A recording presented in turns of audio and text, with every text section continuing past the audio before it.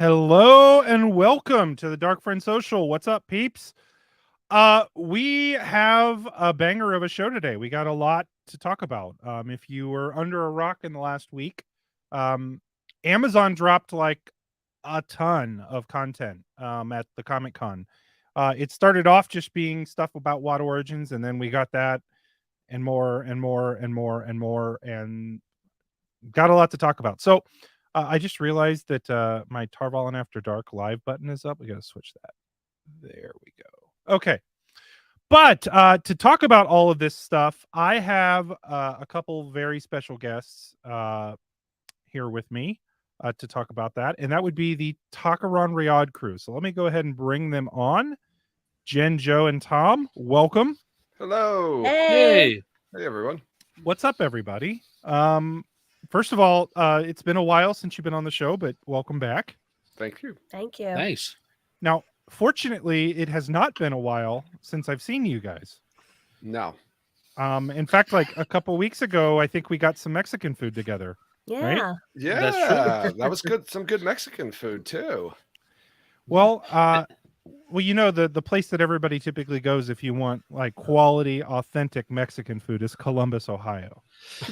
That's So- that's the only reason, really, that we decided to take a trip out there. Right, for the Mexican. Hmm. Yes. Yeah. The 15 Mexican restaurants within a 10-mile radius of me were not good enough. Hmm. I'm Need to thinking make that trip. That's a nice shirt. Where'd you get that? Oh yeah, that's nice. You know what? I picked it up at a thrift store. No, Somebody It's was just vintage. getting rid of them. Yeah. somebody was throwing them away. It was in a dumpster. I just picked it up. No, but we were all at WotCon together a couple weeks ago. So I haven't really had a chance. Like we talked after WotCon, but like I haven't really talked to you guys since then. No. How bad did it suck? I mean, was it pretty bad? Was it? No, it wasn't. It was awesome. I said it many times to people. I said, I didn't think it was going to run as well as it did, but it did, and it was awesome. And I had I haven't had that good of a time in a very long time. So, Well, there I are agree. pictures to prove that too. there are pictures, lots of pictures. There are to prove pictures to prove that. What about you, Tom? Like, Yeah, no. Okay, so it was interesting because I agree with. I had the same mindset as Joe walking in, which was like the people who were responsible for creating the con, right, and the people who were going to be doing the panels and working behind the scenes. We were all talented. We all had passion, but like we didn't necessarily know 100% what we were doing or like how it was going to go. So I expected like things to go wrong, and really not much did at all. And I think it exceeded every one of my expectations. It was really, really good. And like I think we all kind of got a sense like well before it was over that it wasn't going to be the only time we were doing this. Oh no. Well, I will agree with that 100%. Like me, I helped plan it, and I had no idea that it would go as well as it did. But a lot of that was because of you guys. Like, first of all, if you guys are not aware, Tom and Joe specifically have a unique talent for turning the lights on and off. They Very skilled. Yeah, by the end of the con, I trained other people how to do it. That's how good I was. Well, and I think we've got a what is it now? Is it we have requests for not a panel but just a segment at the con for Jen to sing in the lobby. Yeah, we want to do like some kind of a sing along. If possible, we're gonna. That's something we're floating out there maybe for next year. Well, that would be fun. Here on Thursday, we're having our big meeting afterwards, where we're gonna kind of decompress and talk about all the stuff that, that went well and didn't, and it was fun. I had a lot of fun at WotCon. I mean, I was more running it than like participating in it, but I really had fun doing that. So yeah. Not to flatter our host too much, but you did an unbelievable job. I really do want to say that. It's not like that's not just me trying to butter your bread or anything like that. Not only like making sure that the con went well behind the scenes, but being the DJ, being the key person, making sure that everything went smoothly. And I think if you weren't there, if your hand wasn't on the controls, I don't think it would have gone as good as it did. So thank you. Well, I appreciate that, but most of that was Yang. Hey, Joe, come here. You and Gabe, come here. Go take that there. That's what that was. So, Joe, do all the work while I sit here on my ass. No. That's basically. But you were DJing though. I did. Well, I used to do a lot of DJing. Most people didn't know that. I used to DJ a lot. I'm so out of practice, but I had fun with it. It's fun to help other people have fun. So. Jen is gonna throw the phone through the wall. Did you hear it? Yeah, I heard it. Sorry. Do you want to explain? It's my daughter's friends FaceTiming her, and it's coming through my headphones because it's ringing on the computer, the FaceTime. Sorry. Hopefully she'll be in bed soon, and this will stop. Well, any last thoughts on WatCon? We've got a lot of show stuff to talk about, so I don't want to spend like hours talking about WatCon or anything. But like, any one thing that was like your favorite part of the whole con? I would say the sit down dinners, like the eating together. I think that was so unique, and it was so much fun that like everybody, just anything going on in the main room, because everybody at the con came together, so everyone was there, and we got to hang out with not just in small groups, but you got to sit with everyone and enjoy everything. Yeah, I really like the main programming, just everything Recappa did and Matt. It was just really, really entertaining. It was fun. It was just, I like that there was the main programming, everybody was there, and then we did the panel separately. There was a lot of little things like that just built up like the community aspect of it. What about you, Joe? Tom? I'll agree with what they said. I think the community aspect was the best part of it. Like we did a lot. I think we designed a lot, and I think that even the things that we didn't explicitly said, like when you went to those individual panels, I think everyone got the idea that these panels were not, we're sitting behind the desk, you people listen for an hour as we give you our knowledge. But everything was community based. Everything was participation based. There was a lot of interaction between the attendees at a panel and the people who were giving the panel. I think that spirit kind of went throughout the whole thing. A lot of times you see conventions and like, when it's lunchtime or as soon as like the programming is over, like people disperse. And it wasn't like that. It really, everyone stayed together and everyone got to talk to each other. Like I met a ton of people that I've never met before. And like everyone, like there was no division. Even our special guests, our guests of honor, like they just hung out with us. And there was nothing. There was no separation. It was really cool. It's pretty hard to talk about WatCon and not talk about Michael and Kate. Yeah. I was trying to be cool about it. Like, they're unbelievable. Well, first of all, Kate deserves a medal for a lot of things, but I found out there's one thing that she is more talented at than performing or reading for books, and that is drinking. Yes. It's did she tell you she tried to pay for a drink with a Lego? Yes. And then she brought the bartender over to me to tell me the story and explain to the bartender. Yeah, I think Tom, it's you or somebody else that had said, I want to buy you this one, right? And she was like, no, I don't need you. I have this. And we were like, no. And you know what? By the way, that hotel, all of the staff were awesome. They were. And I think all the staff had just as much fun as we did. Yes. Everybody, even when we checked out, she was like, I want to come next year. I didn't read the books, but I want you guys to have so much fun. Well, they told us that we were one of their favorite groups they've ever had there. So we were a lot of fun, apparently. Yeah. I heard it was the horn blowing at 4:30 in the morning in the lobby. Oh yeah. It was 2:30, okay? Yeah, I wasn't blowing the horn anymore by 4:30. I don't know what you were doing at 4:30. Blown out. I was all blown out. Well, okay, we could talk about WatCon the whole time. Before we transition to talking about serious stuff, I have to get something off my mind. Now, Jen knows what I'm about to show because she saw this. I have to share an obsession of mine here recently. I saw this on Twitter, and I got sucked into the world. Like, I am not a TikTok person. I just want to be clear. Like, I do not TikTok. but I got sucked into something that I can't get out of, and I have to share it. Now, I'm sure some of you are aware of this. This is not news to a lot of people. It's gone viral, but I'm just going to share my new passion with you all. Sorry, it's not Wheel of Time related, but here we go. This is Emmanuel, do not do it. Emmanuel, don't do it. Emmanuel, don't do it. I'm trying to educate people right now, okay? Can you just stop? Can you just Emmanuel, every time. Emmanuel, don't do it. Emmanuel, don't do it. Emmanuel, don't do it. Emmanuel, don't choose violence today. Please, every day we go through this. Gosh, it's never ending.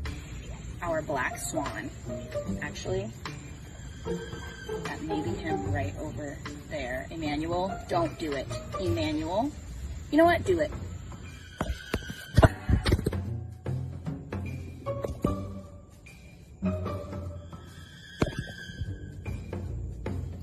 How did that make you feel? Was it everything that you ever wanted and wished for and hoped for in life? Do you feel fulfilled now? I love it. I love it. I love like the perfect shot after he knocks it over of like her standing over here. It's just like it's perfect. Well, that was the original, and then there's been like 30 more now of the other animals getting involved. So we've got Emmanuel, we've got Princess the deer that bites her and also like tries to jump up on her, and like she's amazing. She was on like Jimmy Fallon because this has all gone viral. Like she makes educational farm content and the animals just keep being animals. Yes. So funny. Sorry, I just had to show Emmanuel the emu. Okay. Well, Wheel of Time topics now. Let's so I think what we'll do, let's talk first about the clip. I mean, obviously, actually, let's back up. Let's talk about season 3. Rafe announced season 3 was greenlit. I mean, I think that's universally good news. Yeah. Right. I would say so. Well, for us and people who like the show. Fair point. Some people might not see that as good news. Well, I can think of a few in my comments from today, but yes. But well, right off the bat, like I will say this, and I don't know if you guys agree with this or not. It feels to me like quite a relief because I was actually a little worried about season 3. Not because of the performance of season 1 as a whole, but sort of the fall off the cliff after season 1 in terms of fan engagement and things like that. And I was worried that Amazon was looking at those numbers and those figures and just kind of saying, I'm not sure if we want to invest, because the problem is not that they don't let shows run long. It's the budget for this show and how much they're putting into it. They need a return. Right. I think, and I don't know if this is what played into it, right? Season 1 obviously was extremely affected by COVID. So I don't think that, that for season 1 was as good as it could have been if the COVID wasn't around. And, Amazon might be taking that into account. They know, they also lost one of the main actors during the production. So I don't know if they're taking all of that into account or if it's, they've seen early cuts of season 2 and they're like, oh my God, this is even better. My thought is season 2 is going to be better. I'd say I'm 99.9% sure season 2 is going to be better than season 1. And I think, Amazon's probably seen a lot of clips and footage from it, and they agree. Yeah. I hope season 2 is a lot better. I think the content they have to work with is a lot better. I think that's easy to say.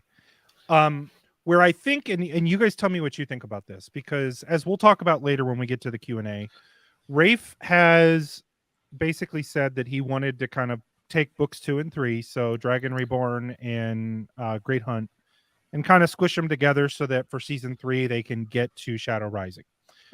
I think we all sort of figured books 2 and 3 would kind of be squished together. Right. So I know that, and I know that's going to force changes. The questions that I have are more about how they do that, because it's not like those 2 books just naturally fit together and could easily be combined, right? No. So they are getting screwy. And I think I'm hoping that they pull it off, I guess is my point. Yeah. I mean, they're very similar in the way like their their structure, the two books, like, you know, it's like a chase. They're both chase books. It's just, you know, what happens in the middle of those chases is, I guess, the important part, right? And then what ending are they going to do, right? We know they're getting Fama, but are we going to get anything like we do at this end of Stone of Tyr? Are we going to get Kalendor? Are we going to, you know, is there going to be a Shamael fighting? Well, he fights a Shamael at the end of both books, so that's, you're going to assume they keep that. Well,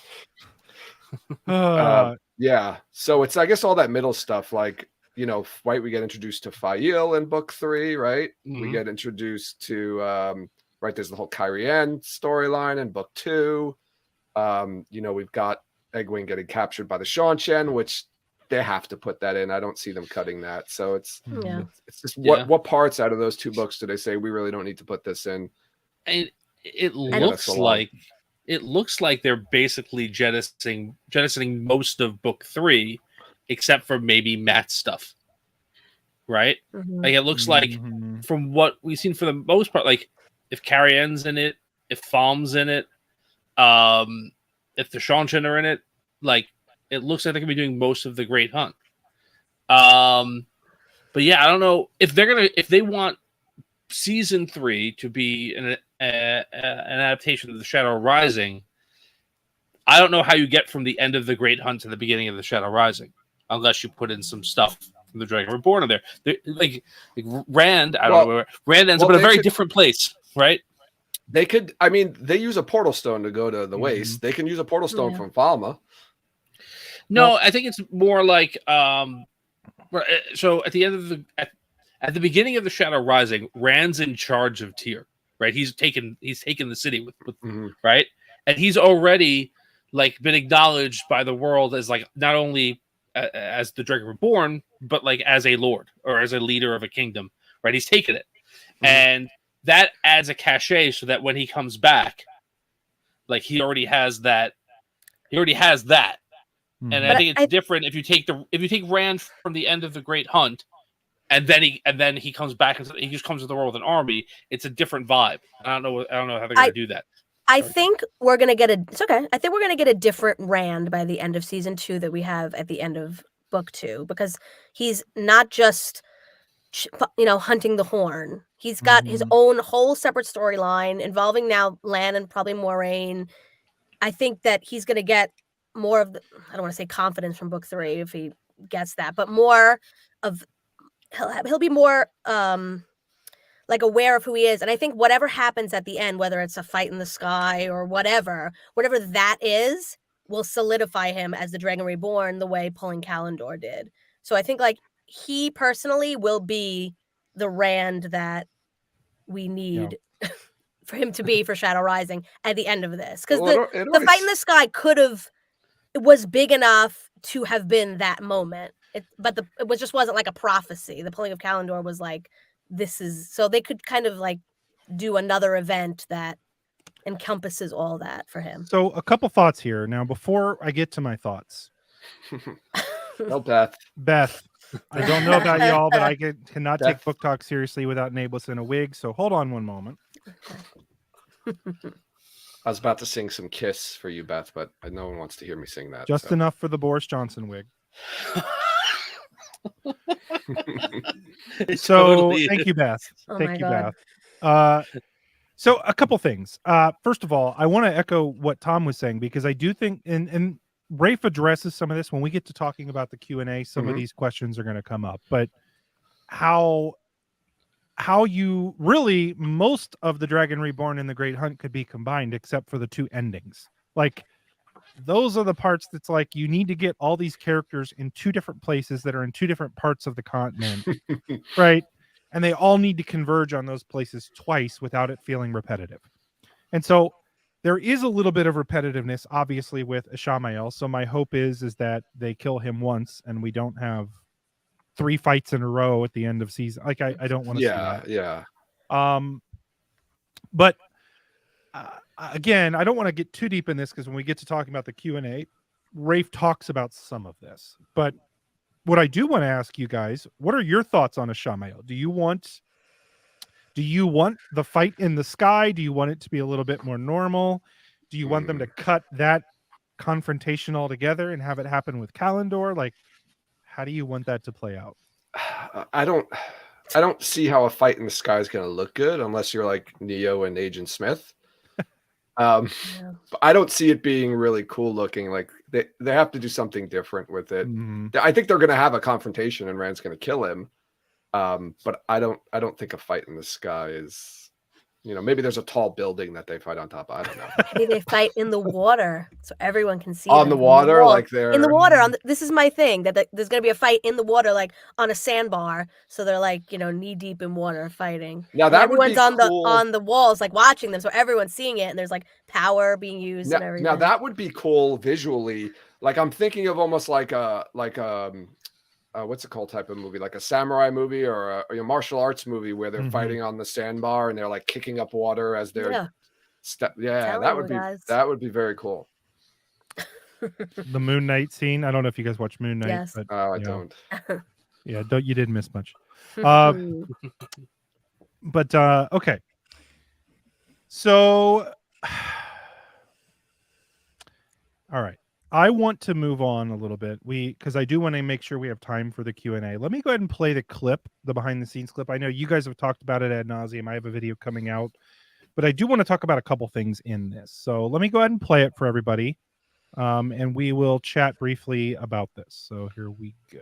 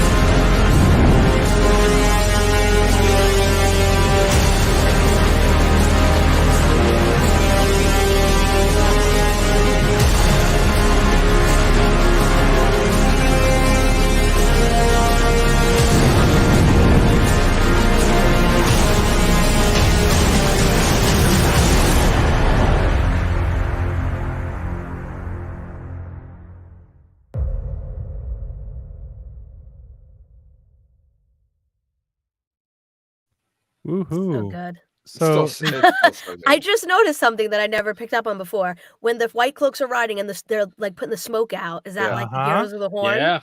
I've heard that. Possibly. I never even thought of that until just now. It could be fire because there's like trebuchets and but- stuff too, but it's that's the very fog, much a yeah. question there. We know there's heroes and going to be in it. So good. What stood out to you guys? Like, what's the part that gets you the most excited? Let's start with that. All of it. There wasn't really I any. know. It was everything. I think. Like we saw the merge all nailed to the door. The White Cloaks looked really cool. Like we're gonna get some more. Shin, that overhead shot of the Shin. Yes, it looks like High Lord Turok maybe in the Oh, middle yeah. there. We knew he was cast, and he kind of looks like the actor. But the stuff that I caught on to were the things I didn't know what they were. Like there's the cloaked person, Lord Helmet. Yeah, Lord Helmet. The woman with the gray hair from behind. Like who's that? Like things like that. Oh, it's Geralt, right? Geralt. Yeah, those were the things that got me excited because I was trying to figure out what those were. And Henry with no shirt on, also, I gotta say, Right. doing the sword Practicing sword forms. Yeah, that's what he's doing. It piqued my interest. No, but Was there a sword in that shot? I didn't see it. I just saw abs. Yeah, I think there's a good mix of like things that you know exactly what they are. You're it's really awesome. Like the fade to the doors is I think that's almost like a flag in the sand. Like I know you people think we're not adapting the books. Like we're adapting look, right? There's a fade on a door. We're doing what you know. And then like the Daenerys one I think is interesting because Rafe went online like a day or two ago and said no one's guessed who this is yet. Right? Like, no one's gotten that right. And I think that's really interesting. Well, while we're on that topic, who is your guess? I don't know. Ooh. I just posted like yesterday, maybe it's Sylvie, Lanfear's alter ego. I don't know. I don't really have no idea. It could be. Yeah. I think if you go back and watch it, somebody pointed out that there was like in the background, and I didn't look for it specifically, so I'd have to pull it up. But there's a rising sun in the back at insignia, so it might be in Kyrian or something. Yeah. Yeah, I heard that too, and I saw it, but I didn't know like what character in Kyrian is there with gray hair? Like, who's that then? Yeah. Well, let me see if I can find it again. I mean, then it was like maybe the Fortress of the Light, it's because that's Well, also that it could sun. be.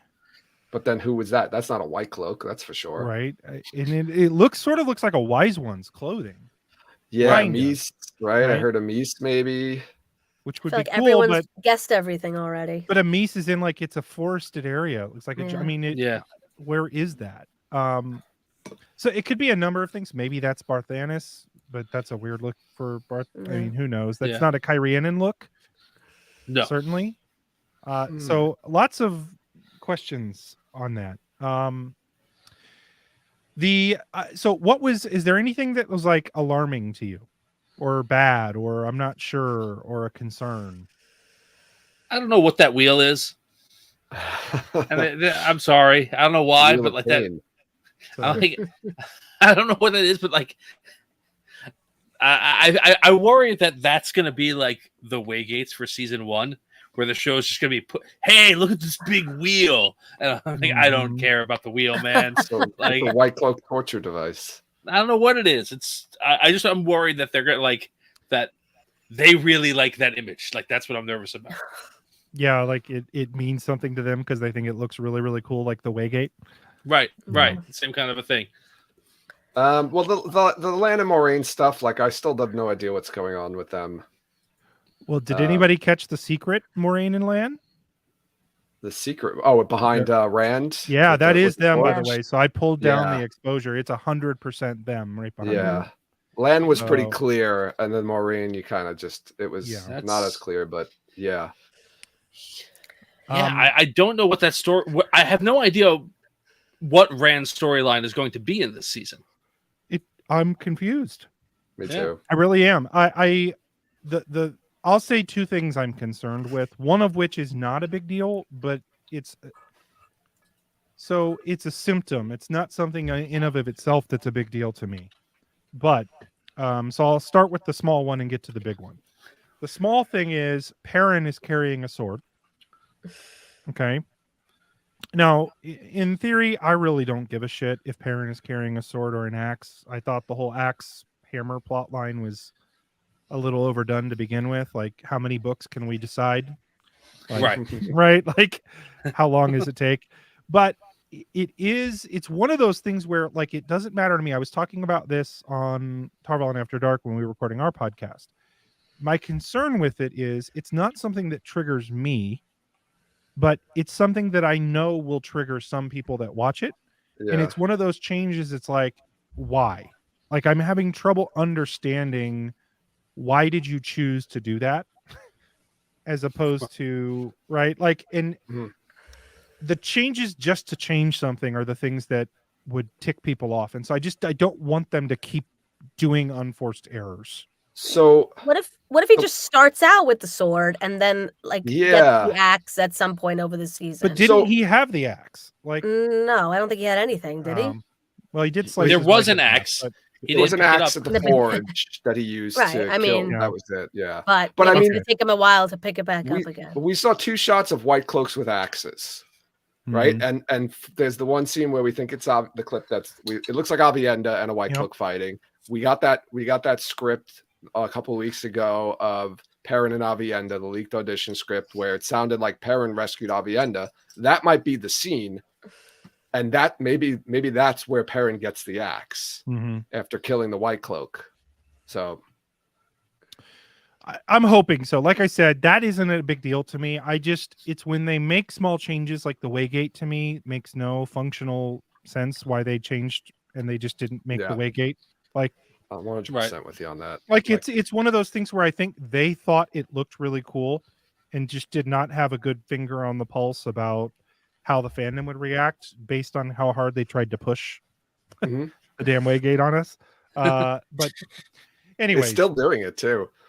I know they are. Well, now they realize it's a joke. But Yeah. before, like even at the premiere, guys, they built a full-sized Waygate at the premiere. That's why I think they were pushing it. I think they already planned on building that or bringing it. I wonder if that was the real Waygate from from one of the sets. Mm-hmm.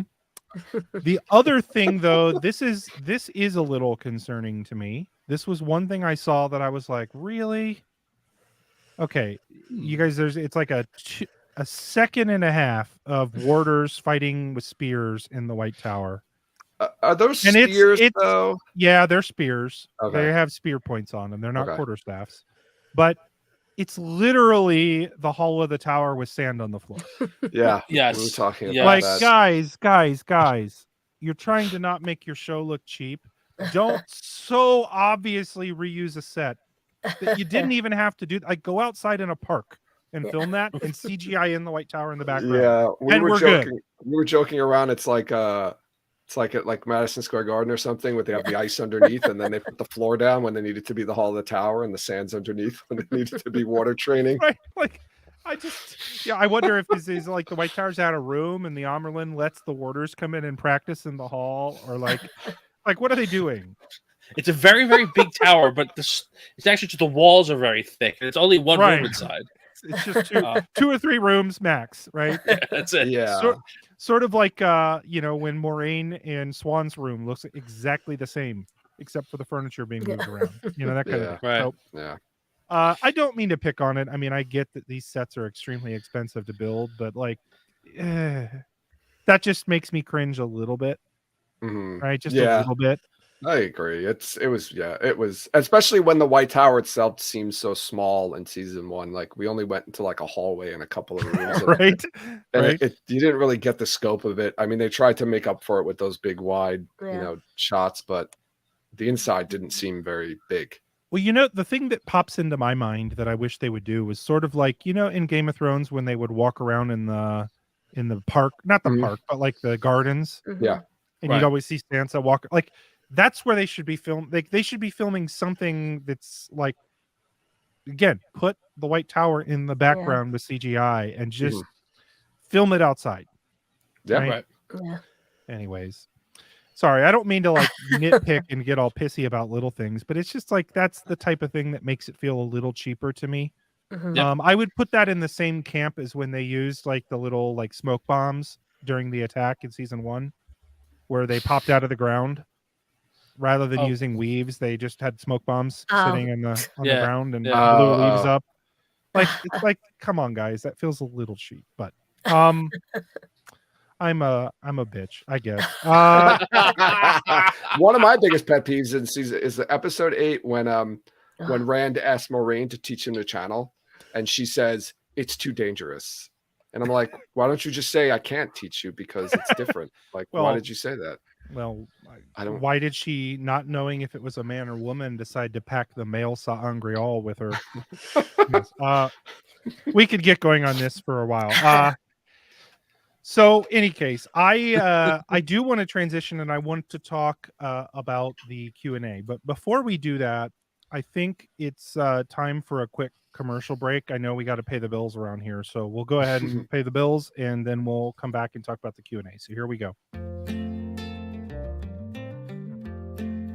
It's time for your accepted test. Get those clothes off and get your boobies out. Wouldn't find her on a Seafolk raker? Get your boobies out. Want to be a wise one? Get in the sweat tent and whip those boobies out. Time to raise a new Amerlin seat and need to make sure everyone present is a woman. Time to get those boobies out.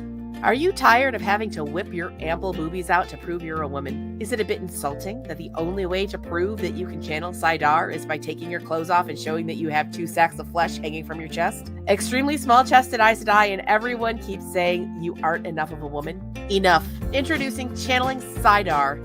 Yeah, I know it's not new, but for some reason until now, we never used the fact that you can channel Saidar to show you can channel. Instead, we've relied on boobies for too long. Here's how it works. When someone wants to know if you can channel Saidar to make sure you can do something important like vote for the Amerlin, instead of taking your clothes off and letting your boobies out, you can just channel Saidar, which is something only someone who can channel Saidar can do. I I know, crazy, right? The next time someone wants to see your boobies for proof you can channel, tell them to fuck off, and then use the one power to bail fire them. Your boobies are not anyone else's business. Boobies.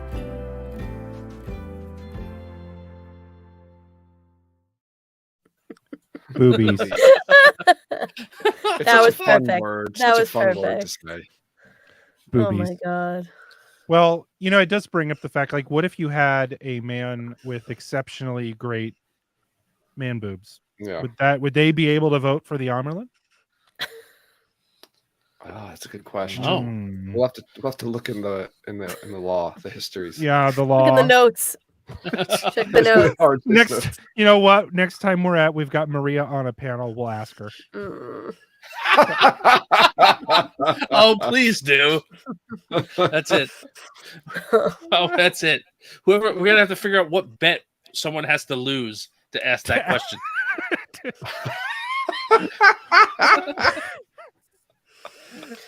Tom, I'll give you $5 if you email her that question. I'll give you her email. No. I'm gonna set up a fake email account. That says Tom from Takaran Riyadh. This is Nae'Blis at gmail.com. Oh man, Okay. that's good. Okay. All right. So let's talk about the Q&A. There's a ton of questions. I did not pick out all of them. I wanted to talk about a few of them for us to kind of get through. We were talking about this before the show. I will never understand, and I know I apologize up front if some of you in the crowd did this, but actually I know I'm not apologizing. You're dumb. When we get the chance to ask the showrunner of the show questions about the show, do not ask him stupid shit like, what's your favorite car? Or where do you buy your clothes at? Or Are you just tired? stupid. Like, I don't know. Are you tired, Rafe? Like, ask him real questions, because for whatever reason, Rafe decides to answer some of the dumbest questions. But that being said, he did answer some good ones, and so we're gonna get to those. So this first one was like made me smile from ear to ear. So Rafe was asked, is the Dark Friends Social going to be in the show? And he said yes. Thoughts? So happy. So happy. Cold open. It's going to Yeah, be one of Yes. the cold opens. Yes. I hope it I will think it's be. going to be Hope the it'll open cold the show. season. Yeah. Season 1. I think it's the open of the show. I really, really hope so. Yeah. Now, how do you think they're going to pull it off, though? Because most of the way that scene is written and the way it works is because it's from a POV that we don't even know who the character is. Yeah. So how do you think Right. they're going to shoot it and film it? And This is actually a big worry of mine. It's something that we talked about on our show like a year ago. The movie version of Watchmen, the comic book, there's a scene at the beginning of the comic, there's a scene at the beginning of the movie where a character gets murdered and you're not supposed to know who did it. It's supposed to be a mystery. And in the comic book, that's easy to do. But like they had the actor that is the murderer perform the murder, and it's clearly him, even though you don't see his face and he's silhouetted. Like we were watching with someone who hadn't read the books, didn't know what happened, went, oh, there's Matthew Good. And like that's that is what I'm worried about is going to happen. Like, how do you make it so that like everyone doesn't immediately see someone who is clearly a Dark Friend and like is clearly in that scene? And not make it so that they're like in sackcloth and it's just a bunch of like. What if they're wearing like, for lack of a better term, like hoods and yeah, I don't they're know, dressed like up they're like KKK, like, right? yeah, like Only I in mean, black, and black they'll just, robe. but like in some, I don't know, but then I feel like you have to know like this person's from Shinar, this person's in Aes Sedai. Like you could see a ring on somebody's hand, maybe, or just so we know, like they're everywhere, you know, and these are the places we're gonna be, and there's Dark Friends, maybe. Yeah, you definitely want to, you know. So that's a good case for putting it in the first cold open, because you want to maybe give all those little hints so then people throughout the season are trying to figure out like which people are the Dark Friends who are at the Dark Friend Social. Well, I think that was part of the fun of it is we didn't know who everybody was, right? And we knew there were Aes Sedai there. We knew there was a Shinar in there, but we didn't know who they were, right? That's just the only worry I have is the whole lack of the POV thing makes it just a little more difficult to shoot. So Mhm. it also could look cheesy because I'll say this: the Ferris, his Ishamael is much less crazy than Right. the Ishamael obviously in the books.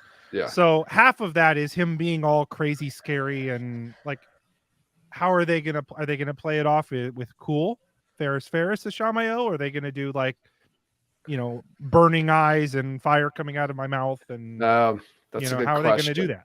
I just thought of something that would have been great. I don't know. I know they probably didn't do this, but doesn't the Dark Friend Social happen like before we see it? It's kind of like back in time a little bit. And it's like it's in Teleron, right?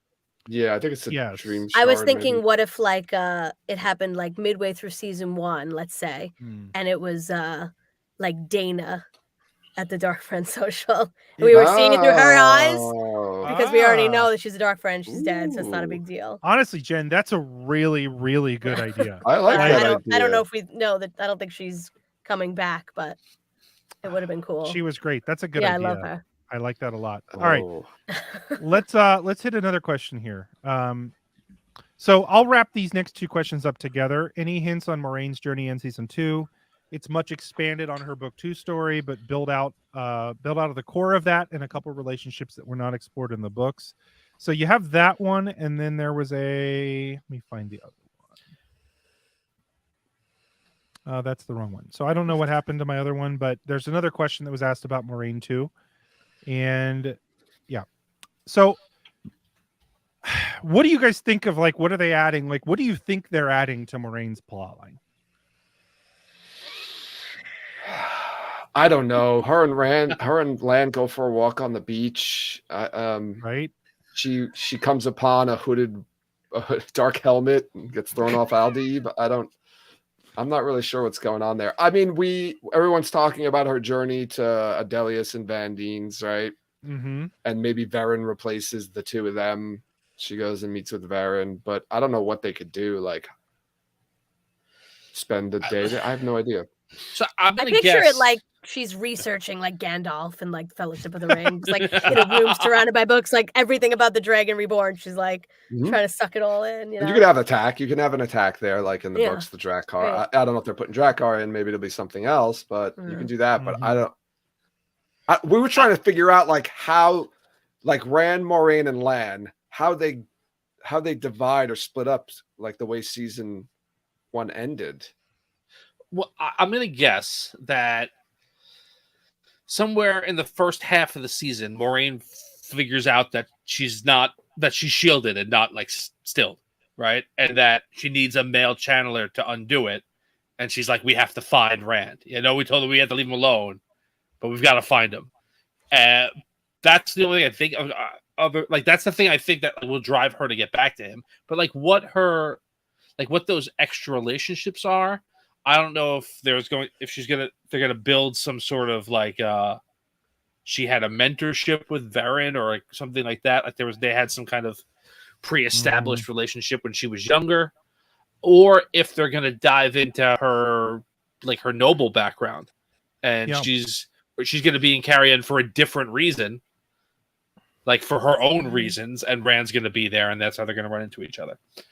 I'm sorry, Nae'Blis, which quote did you show? Because I found the other one. It was here, I'll put it up again. Okay. Yeah, the other one is another question about that. It's talking about with their bond still masked, right? Asking about her and Lan, and the answer was another big departure for us from the books is making much more story for Moiraine and Lan. We aren't sitting these two amazing actors on the bench for a season. So we'll take what's in book 2 for them to expand in a huge way. Mm-hmm. So I didn't really say anything. So some guy named the Dusty Wheel says, Moiraine and Lan search for Rand after she figures out some way to defend herself. I think that obviously searching for Rand is a part of it because we kind of have an idea that they do make their way back together at some point because they're traveling together. The scene of them walking on the beach is... There is the Waygate on the beach that we've seen that looks very similar. So I would imagine those two things are connected in some way, shape, or form. The question to me is going to be, I think she does go see Adelius and Vandine. I don't think they're going to necessarily be in the Borderlands somewhere. Maybe they're in Kyrian. Maybe they're not them. Maybe they're Varen, and Varen's in Kyrian. Right? Something along those lines. Because I will this was brought up on a couple places. I noticed it, and then I saw it on Watt Series. Barrendorf Studios is one of the places in Prague where they built a massive set. Like Geeky Eerie reported on this, and it's a bunch of like rickety buildings. My guess is that that's the Foregate. Yeah, and we saw the explosions, and my theory was that could be Illuminator. Those could be fireworks. Very much so. I thought the same thing. So I think that, and we see Rand walking through that same area. So I think Rand ends up in Kyrian in some way, shape, or form. But we also see Perrin with the Shinarans in what might be Barthana's Manor, also in like, do they all get together? Do they get together and then travel together? Like, that's the whole, I'm not sure. Right? That's a big mystery for me, how they're going to expand that. I just hope it's not bad. Like, I hope it's good. Right? I know that's really dumb and easy to say, but like, I hope it's a compelling storyline that they're adding. That's what I'm saying. Yeah, I hear you, and I agree 100%. I will say that, and I said this a little bit before season 1 came out, not right before, because right before I felt like I had a lot of it, but I do like the fact that I don't 100% know what's going to happen in season 2 yet.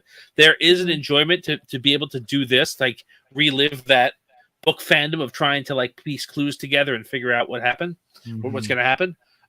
But yeah, I hope that it's done well. I agree there. Well, throw this out there to you. Is there a chance, because Rosamund is playing Moraine, spoilers 5, 4, 3, 2, 1, that Moraine doesn't die? Ooh. No, they're gonna still do that. How would they that's what season. How do you do it? How do you do it? But how do you not do it? I mean, I agree with that, but she's gonna come back.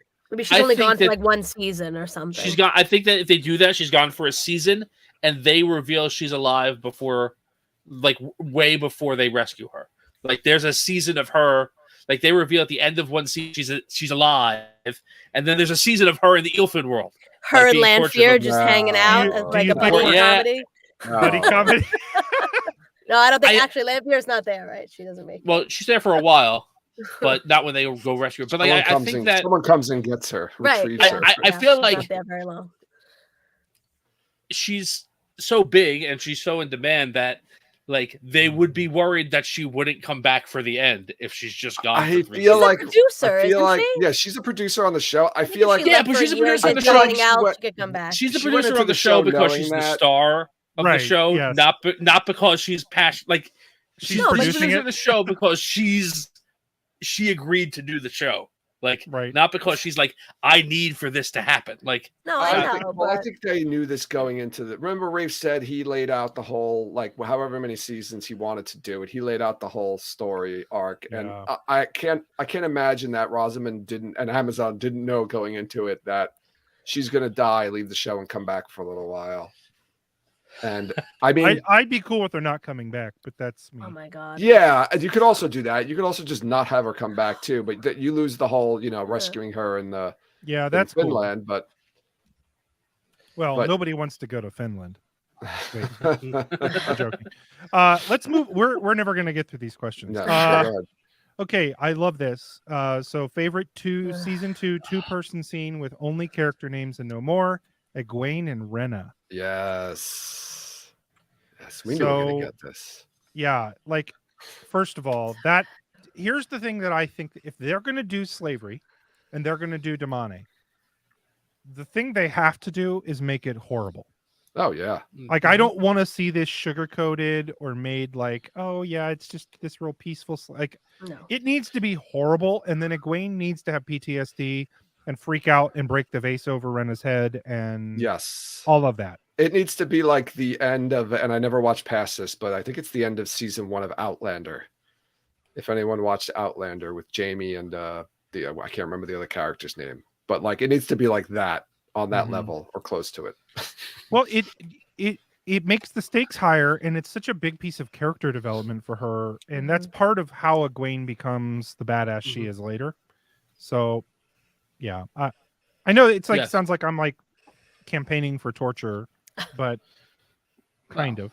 No, it's an important part of her story. It is.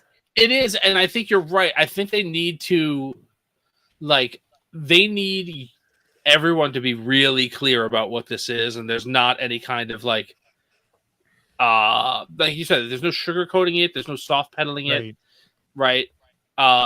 People need to understand that this is wrong, because later on, if you're gonna meet characters and you're gonna try and sympathize with them because they don't think it's wrong, and you have to know, no, that's wrong. That's just because it's okay to this person doesn't mean it's okay.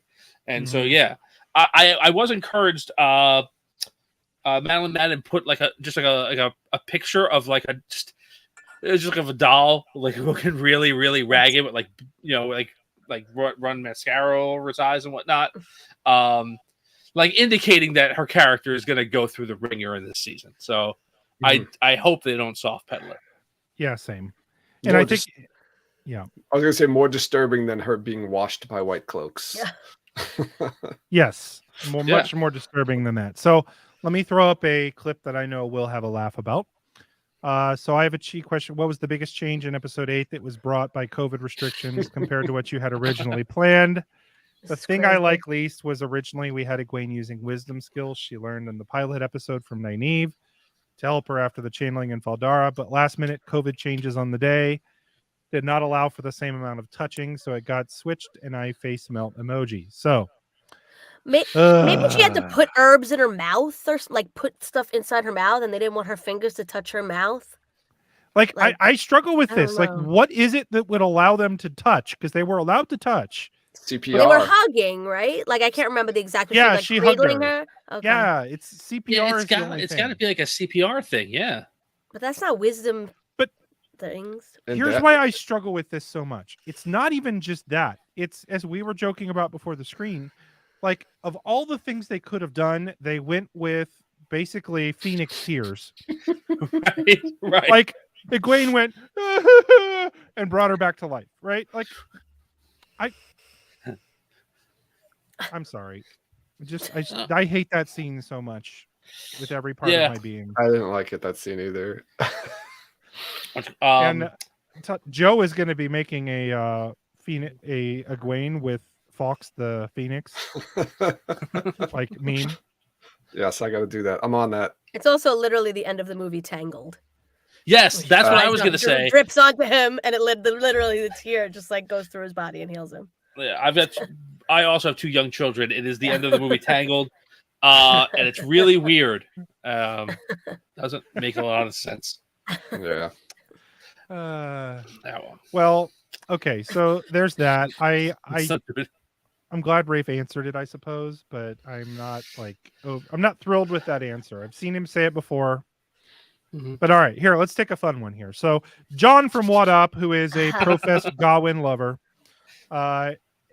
basically wants them to beat Matt in the Warder training yard, and Rafe says it's an iconic scene from the book.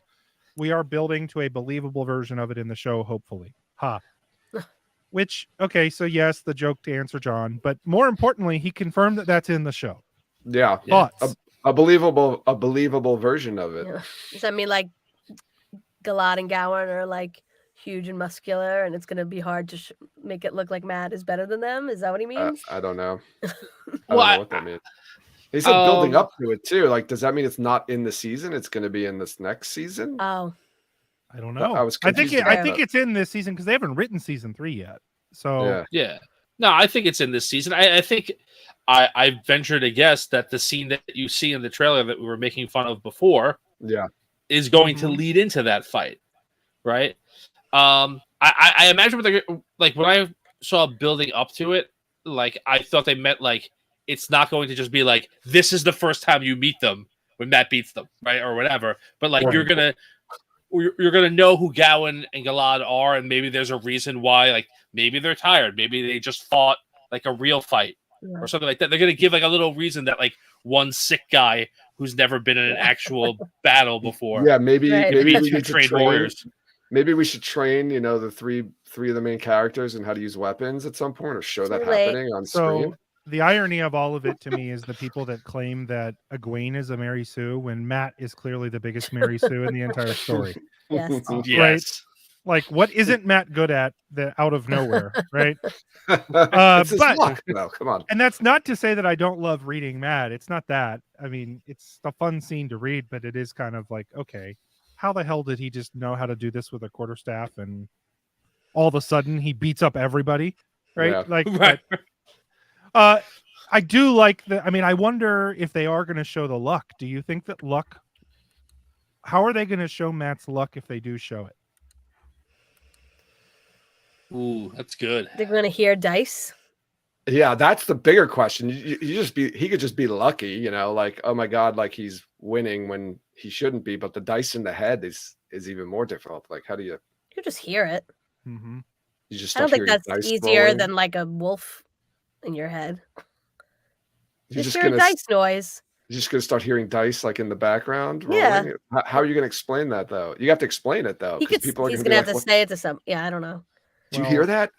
No, not like Yeah. that. Like maybe he tells. I don't know. I Well, don't this know. brings up the other subject. I'm not going to throw the question up because I don't want to go back and find it, but Rafe did confirm that Hopper will be in the show, right? Yes, that was an Yes. awesome So one. really cool. But the flip of that is, how in the hell are they going to show wolves like without it looking really stupid? How are they going to show the wolves talking to Perrin? Well, I've got a theory. I've got a in theory the on books, it's images, right? Yeah. Everything is they communicate in images. So you have a visual medium, they could just show flashes of images. You just put peanut butter in his mouth. this. Oh, there we Mr. Red. I think that here's my theory: that Hopper is going to be in the book, but Hopper is going to be Elias in the Wolf Dream, and I Elias hope is so. going to die in this season, and Hopper will remain. And then you don't need to like have wolves talking because you already met the guy, and you can just hear that guy's voice, and the wolf is there, and you know what's going on. And I So think they you do show that. like first in the Wolf Dream, you see Hopper, and then Perrin's uncomfortable, and he's like, let me turn into a more comfortable format for you, and then turns himself into Elias. I mean, That's weird. That sounds like that sounds a little bit more like Yeah. Come into my den. A little more comfortable. But yeah, I think it's gonna be more like if they can tie it into like, okay, this is a person can talk, this wolf can talk, this wolf is this person, like I get it. Then you don't need to have I think that helps bridge like the audience to like understand that phenomenon. Yeah. What if they go straight up like Air Bud and they just teach one of the wolves to like bark and talk, and they and they have subtitle him it, like they have him use his nose to help and like Yeah. and they just put subtitles in the bark Yes. and subtitles. subtitles. Like the dog Only from if you- Anchorman. Yeah, it's like Baxter. You don't know what I've been through. Is it Baxter He's and the barking. bear, right? Baxter, yeah. And Oh the yeah, he's bear. talking to the bear. Yeah. They could Yes. do that. I That'd be want great if that. Baxter played Hopper. They could bring him in. Man. God.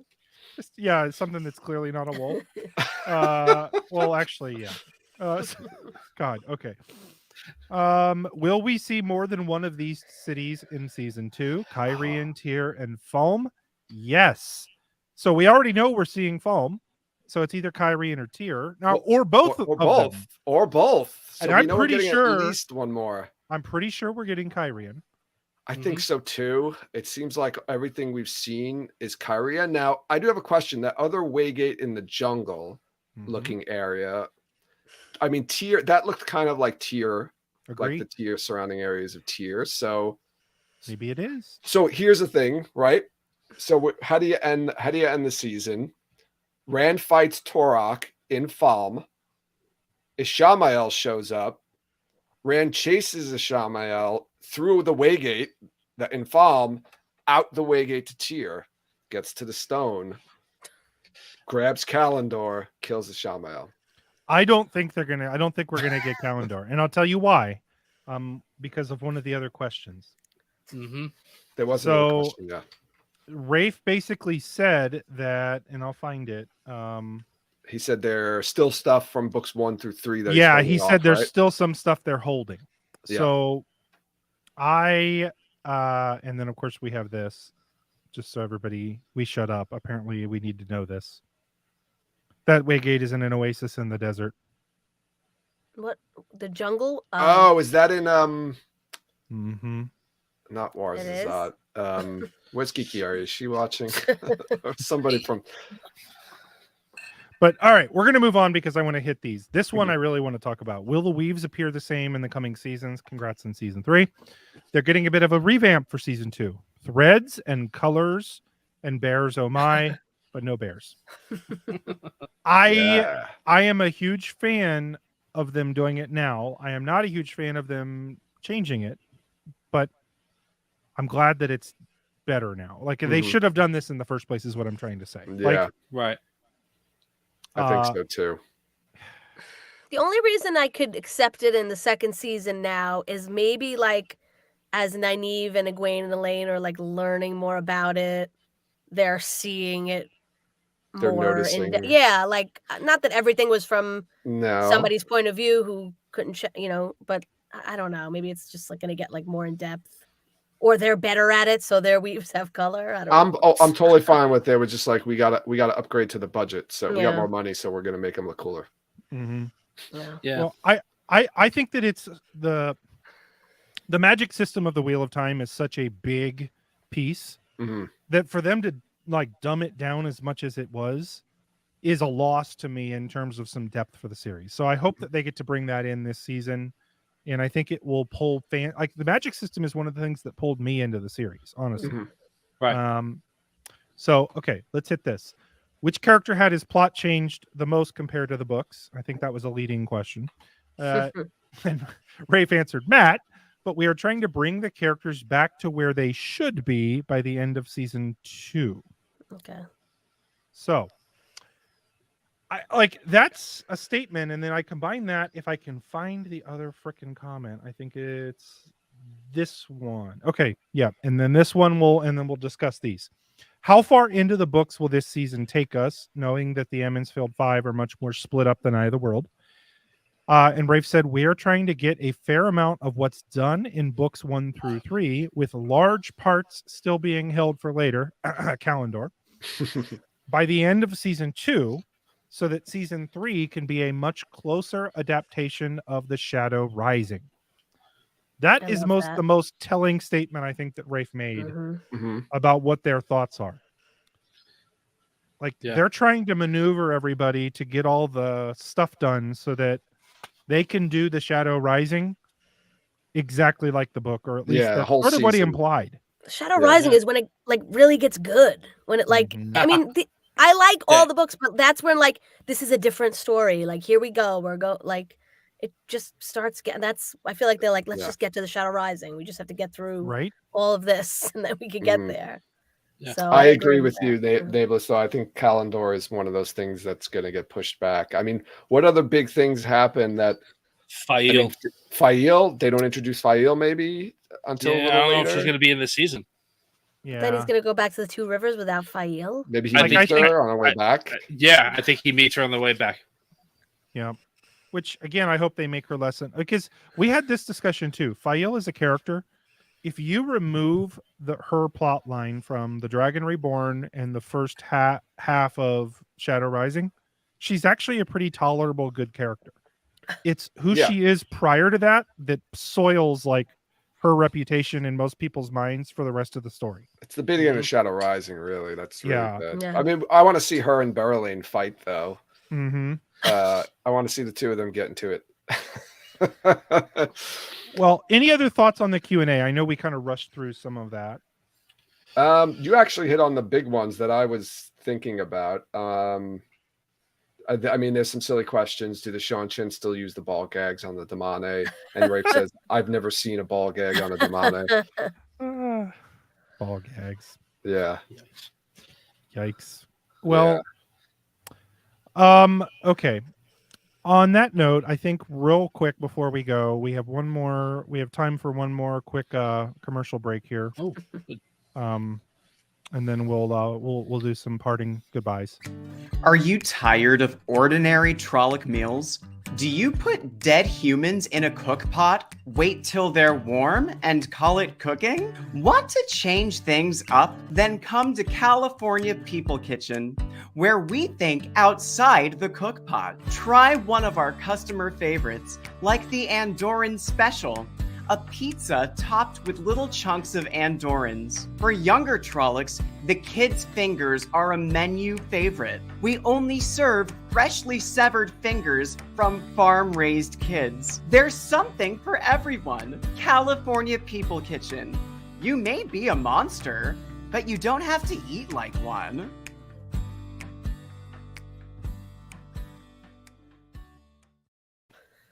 The music just takes it to another level. Well, So good. California People Kitchen is one of my favorite places to go. The kids' fingers are really, really good. Farm raised kids. So good. Oh my god. Oh my god. Now here's a statement from this Dusty Wheel guy again. Kalendor will be under Turok's throne.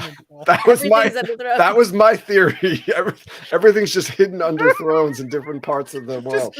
Get the axe out. You know what to do. Uno just slides the throne over. This is my guess. specialty. Oh my gosh. Smashing floors to get secret Hold on. artifacts. I gotta buried find this. We had shit. Where is it?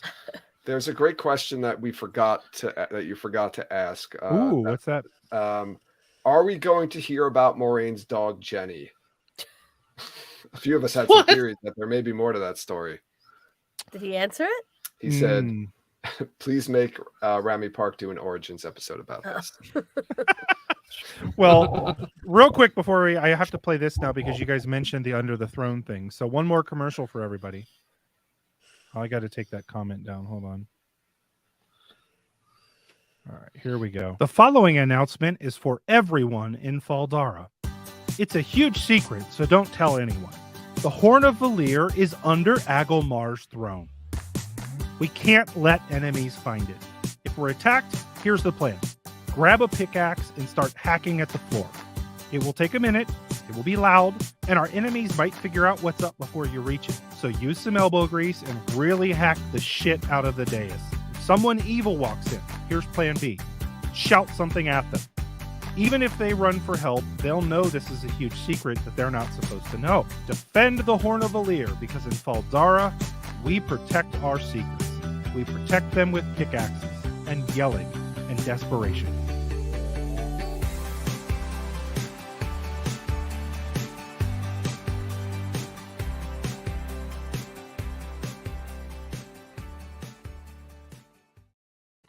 I love how they leave it.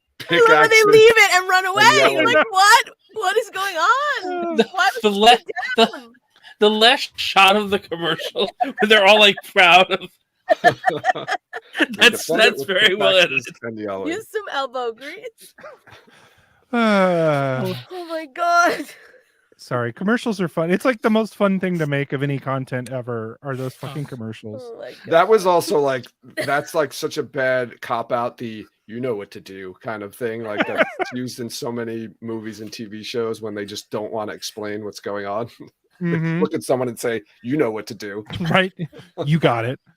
Well, okay, real quick before we get out of here. Who the hell are you guys and what do you do? What is this talk around Riyadh bullshit? I'm joking. Like, you guys do a podcast. It's an amazing podcast. Tell these folks who you are and what you guys do for the most part. Go ahead, Yeah, Ron. Joe. I'm really hot. All right. So yeah, What does that it's have to very do with hot. anything? It's getting hot down here. Yeah, so we have a podcast that focuses on the TV show production. So we talk about the latest news. We do speculation, casting, production, locations. Come up with all stupid kind of crazy theories, as Tom mentioned before. But we'll also try to tie it back to the book. So if we get like a casting announcement, let's say for Land Fear, we would, we'll also tie it back to like Land and talk about the books and how they're going to adapt it and things like that. Yeah, it's a lot of fun. Keeps us on our toes. Where can everybody find you guys? Wherever you can find podcasts. You can go to our website, www.talkaroundriyadh.com, or you can search for us on Apple Podcasts, Google, Spotify, all those places. All right, important question. Who came up with the name Talk Around Riyadh? I think it was Tom, right?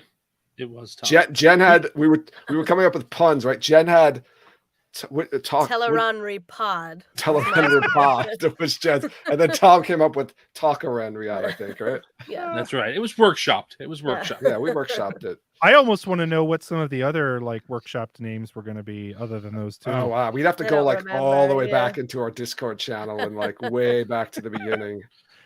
Talk Around Rapod, or that's a good one. Talk Around Rapod, yeah. There weren't many. It wasn't Rapod, like we had like a lot of them. I think there was only like 3 or 4, and then once Tom said that one, we were like, "Yeah, let's do it." Well, no one will know how to spell it. It's so easy to spell. Everyone. Try Only to 2 apostrophes. Try to explain to somebody who doesn't know the books well, like what they're like. Never heard of. Oh, yes. right. Like, oh, cool. What's the name of your podcast?